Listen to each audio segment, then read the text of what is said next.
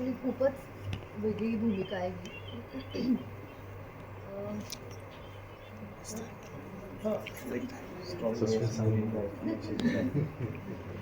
कारण की as a women ही खूप म्हणजे एका स्त्रीचं तिच्यावर अत्याचार झाल्यावर ती कशातून जाते हे कुणी एक्सपिरियन्स नाही करू शकत, पण ते मला पोर्ट्रे करायचं होतं आपण म्हणू शकतो. पण जरा डिफिकल्ट होतं, पण आय होप तुम्हाला ते मी तसं पोचवू शकली. आता तुम्ही ते मूवी बघितल्यावरच सांगू शकाल. धीरेंद्र मला तुमच्यासाठी प्रश्न आहे. 100 कोटींचा टप्पा पार केल्यानंतर मराठी सिनेमाकडे बघण्याचा दृष्टिकोन बदललाय? नाही, आपला दृष्टिकोन काय बदलणार आहे? ते प्रोड्युसरला मिळतात पैसे, आपलं काम केलं, विषय संपला. पण आपल्या सिनेमाने 100 कोटी रुपये कमवले, ही खूप प्रेस्टिजियस गोष्ट आहे. आणि आता काय, आपण पहिल्या 5ात आहोत, म्हणजे 5 फिल्म झाल्या, त्याच्यातली एक आपल्या नावावरती आहे, त्याच्यात आपण आहोत. आणि खूप भारी वाटतं.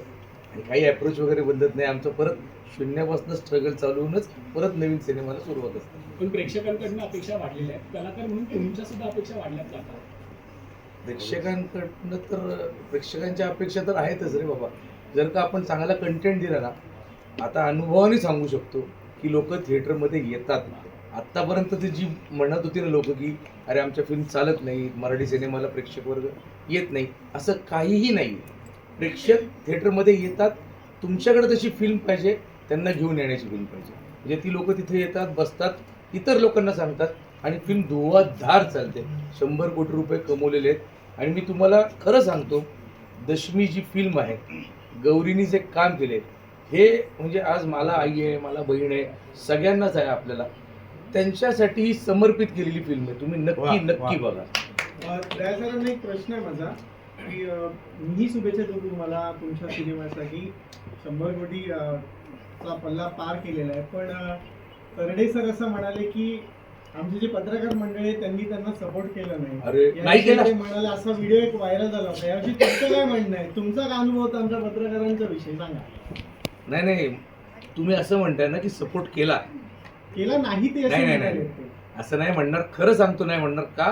कारण तुम्हीच इतका सपोर्ट केलाय म्हणून इतके मोठे मोठे सिनेमे सिनेमागृहात असताना देऊळबंद सारखा सिनेमा, ज्याला म्हणजे कुठलीही कंपनी नव्हती, म्हणजे सेल्फमेड सिंगल प्रोड्युसरची फिल्म होती, आणि ज्या वेळेला देऊळबंद रिलीज झाला त्यावेळेला आजूबाजूला खूप मोठे मोठे सिनेमे होते, त्याच्यात आम्ही तग धरून राहिलो केवळ आणि केवळ मीडियामुळे. म्हणजे तुम्ही जर का आमच्या बातम्या नसत्या लावल्या तर महाराष्ट्रभर आम्ही खरंच पोचू नसतो शकलो. आणि हा व्हिडिओ कुठून आलाय आणि कोणी बघितलाय मला माहीत नाही. जर का तसं बोललं गेलं असेल तर त्याचा कॉन्टेक्स्ट वेगळा असेल, काहीतरी विचार वेगळा असेल. आणि जर का कोणी कोणासोबत असं बोललं असेल तर आम्ही माफी मागतो. मीडियाला असं कोणालाही बोलायचं नसतं. तुम्ही लोकांनी आमचा सिनेमा पोहोचवलेला आहे आणि त्याची पोचपावती आम्हाला मिळालेली आहे आणि ते तुम्ही सगळ्यांनीच बघितलेलं आहे. आणि खरंच तू उगाच विचारलाय हा प्रश्न, तुला माहिती आहे? नाही, सगळ्यांनी पोहोचवलं, उलट तुम्हीच केले. बरं, आता दशमीवर येऊया आपण. दशमी सिनेमामध्ये म्हणजे तुमची एक वेगळी स्टाईल आहे, विजय सरांची एक वेगळी स्टाईल आहे, आणि त्याचबरोबर एक साऊथचा अभिनेता आपल्यासोबत काम करत असताना कशा पद्धतीने या सिनेमामध्ये काम करत असताना हा अनुभव मिळाला तुम्हाला, की काय वेगळं आम्हा प्रेक्षकांना पाहायला मिळणार आहे? हे बघ, प्रेक्षकांना तर वेगळं नक्कीच बघायला मिळणार आहे, कारण याच्यात जे ट्विस्ट टर्न्स कॉन्फ्लिक्ट्स आहेत ना, ते खूप इंटरेस्टिंग पोर्ट्रे केलेले आहेत. आणि एक फिल्म कमर्शियल पॉईंट ऑफ व्ह्यूनी जी बनवली आहे ना, तसं तुम्ही बॅकग्राऊंड बघा, त्याची गाणी बघा, सगळंच जी भट्टी जमून आली आहे ना, गौरी आहे, विजय सर आहेत, रवी सर आहेत, सगळ्यांनी जीव ओतून काम केलेलं आहे.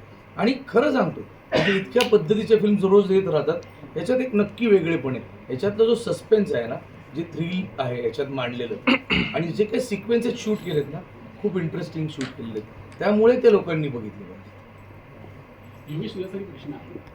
इतक्या कमी वेळात मगाशी सगळेच म्हणाले की तुम्ही दिग्दर्शकही आहे, निर्माताही आहे, अभिनयापासून सुरू झालेला प्रवास आज निर्मितीकडे आलेला.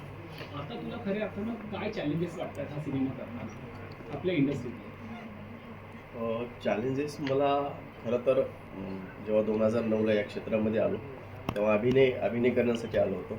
बट असं एक पण डिपार्टमेंट नाही की मी ज्या डिपार्टमेंटमध्ये काम नाही केलं. लाईक प्रोडक्शनपासनं तर कास्टिंगपासनं तर अभिनयापर्यंत जे मी छोटे रोल असतील तरी, पण ते करत असताना जेवढे टेक्निकल टीम आणि जेवढे इंडस्ट्रीमध्ये रिलीजपर्यंतचे डिपार्टमेंट असतात त्याचा अनुभव एवढा मोठा होता की तो प्रॅक्टिकली 17 वर्ष झालं काम करतोय, त्यामुळे तो जवळ असा वाटला.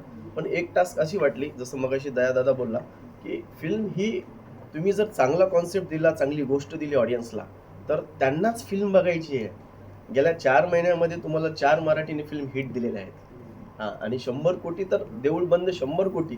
म्हणजे तुम्ही जर चांगलं काय देत असाल, चांगलं दिग्दर्शक, चांगलं उत्तम तुम्हाला टेक्निकलला घेऊन सगळ्या गोष्टी देत असतात, तर मला वाटतं की ही सगळ्यात मोठी जबाबदारी दिग्दर्शकाची आणि तुमच्या रायटरची आहे. आणि ह्या ऑडियन्सला तुम्ही त्या पद्धतीनं अप्रोच झाला, तर मीडियासुद्धा तुम्ही आत्ता म्हणलं तसं मीडियाला तर चांगल्या कॉन्सेप्टच दाखवायच्यात. ते तिथपर्यंत पोहोचलं तर डेफिनेटली लोकांना ते अपील होतं. आणि लोक हे विचार करत नाहीत की ही फिल्म एकट्यानं बघू का, फॅमिलीला पाहून त्यांना थिएटरमध्ये यायचं असतं, 2,000 रुपये खर्च करायचे असतात. फक्त ते हेच बोलतात, आम्हाला वेगळं काहीतरी द्या. कारण कॉमन बघून ते किती पाहणार ना. हां, आणि परत मी मध्येच बोलतो, आता ह्याच्या मागे पण कुठली अशी मोठी कंपनी नाही, इंडिव्हिज्युअल. आता ह्याचं वय किती असेल? हा माणूस जर का निर्मिती क्षेत्रात येतोय, तर आपलं पण काम आहे ना की ह्याच्याबरोबर उभं राहायला पाहिजे. तर आता आम्ही म्हणतोय की आम्ही फिल्म्स करतो, आम्ही ॲक्टिंग करतो, मी डिरेक्ट पण करतो, सगळं करतो, पण आपण एकमेकांसाठी काय करतो त्यांनी सांगावं. आम्ही जर का कुठल्या कलाकारांनी त्याला सपोर्ट नसेल केला तर बोलू शकत नाही, कारण आम्हाला सगळ्यांना मिळून ही फिल्म तुमच्यापर्यंत पोहोचवायची. आणि एक सिंगल मुलगा निर्मिती करतो एवढ्या मोठ्या सिनेमाची, म्हणजे नाही म्हटलं तरी 4-5 कोटी रुपये त्याला निर्मिती क्षेत्रात आत्ता लागले असतील, आणि वरती 1-2 कोटी रुपये लागणार आहेत म्हणजे ही फिल्म महाराष्ट्रात पोहोचवण्यासाठी. तर अशा पद्धतीचं जर का कोणी पैसे ह्याच्यात लावत असेल, एकटा माणूस उभा राहत असेल, तर आमचं परम कर्तव्य आहे की आम्ही त्याच्यासाठी झटलो पाहिजे, त्याला वेळ दिला पाहिजे आणि ही फिल्म लोकांपर्यंत पोहोचवली पाहिजे. योगेश, पुढचा प्रश्न तुझ्यासाठीच आहे. आतापर्यंत महिलांच्या अत्याचारावर अनेक सिनेमे आले, पण दशमी ह्याच्यात कसा वेगळा ठरणार आहे? यामध्ये मी एका वाक्यात एवढंच सांगेल की दशमी हा एक विचार आहे. जो विचार आपल्याला आज सकाळ दुपार संध्याकाळ कुटुंबासोबत बाहेर पडताना तो विचार डोक्यामध्ये येतो. आज आपल्याला आपली बहीण, आई किंवा कोणी असेल आपल्या घरामध्ये महिला, आपण जेव्हा बाहेर पडतो तो येईपर्यंत डोक्यामध्ये तो सतत विचार आहे, ती सेफ तर आहे ना. म्हणजे ज्या गोष्टी आजूबाजूला घडतायत आज, त्या घडत असताना तो विचार किती पॉझिटिव्ह घेतला पाहिजे आणि त्या गोष्टीसाठी आपण त्याच्यावरती मात काय केली पाहिजे, हा थॉट म्हणजे दशमी आहे. विजय सर, पॉझिटिव्ह भूमिका आहे या सिनेमात, त्यामुळे काय भूमिकेची तयारी, आणि जेव्हा पहिल्यांदा फोन आला पॉझिटिव्ह भूमिका करायची आहे, खूप तयारी करावी लागली. खूप त्यांनी तयारी इतकं करावी वेगळं लागली. काम केलंय ना फिल्म मी मध्ये. आधी आईला विचारलं माझ्यातले चांगले गुण मला सांग, मग आई म्हणाली, आईने सांगितलं खूप असं. नंतर बायकोला विचारलं, तिला खूप आठवावं लागलं, असे काही सांगता नाही आले. मुलांना विचारलं, त्यांनी उडवूनच लावलं. मग सरळ यांना विचारलं की तुम्ही मला अशी भूमिका देऊन काय साध्य करता. ते म्हणे मला दिसलेत तुमच्यात चांगले गुण. मग त्यांनी मला कॉफी पाजली आणि मला 4 चांगले गुण सांगितले. ते मान्य करायला मला 2 महिने लागले, कारण जनरली स्वतःबद्दल फारसं चांगलं कधीच ऐकायची सवय नाही हो. तर धन्यवाद त्याच्याबद्दल. आणि महत्त्वाचं नाही, स्वतःच चांगलं ऐकायची सवय नाही, म्हणजे कळलं नाही म्हणून म्हटलं काय. हे आता तुमच्या समोर म्हणून तो गप्प बसला, अदरवाईज तेच ऐकावं लागलं असतं मला. काही नाही, आणि त्यातलं जाऊ दे बाकीचं. प्रांत तर मुद्दा असा आहे की